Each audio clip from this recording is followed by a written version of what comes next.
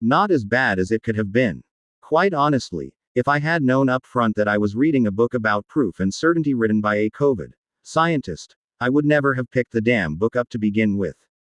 Those fuckers have been more wrong than flat earthers, and the world learned from dire direct personal experience to not believe a word they say. This noted, Kucharski does at least admit that even he was wrong in at least certain areas, so the fact that he wasn't trying to defend everything he and his colleagues did to us and all of their blatant mistakes was at least somewhat refreshing and gave this review its title. Kucharski actually does a good job here with writing about precise concepts in layman and approachable terms, and even raises great, and hitherto unknown even to me, points about how even Euclid's Elements ultimately shaped decades of American politics, via one state senator working himself through it in order to learn how to be a more convincing orator. That particular state senator being none other than later President of the United States Abraham Lincoln. Similarly, other sections are also quite enlightening about other forms of proof, even going so far as to at least allow for the possibility of Bayes being wrong in his theorem, a topic explored much more fully in the much more targeted work Bernoulli's Fallacy by Aubrey Clayton, which not many books about proof and statistics have ever done, at least in my experience as a former math and math-related fields major and avid reader.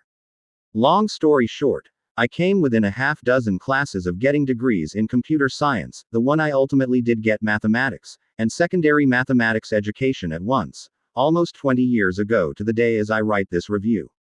Ultimately, the star deductions are for the long focus on COVID, which even 5 years later still warrants a star deduction in my own personal war against books focusing on that topic, and for trying to defend the scientists who were pushing so much of the damaging narratives, including, it seems, Kucharski himself.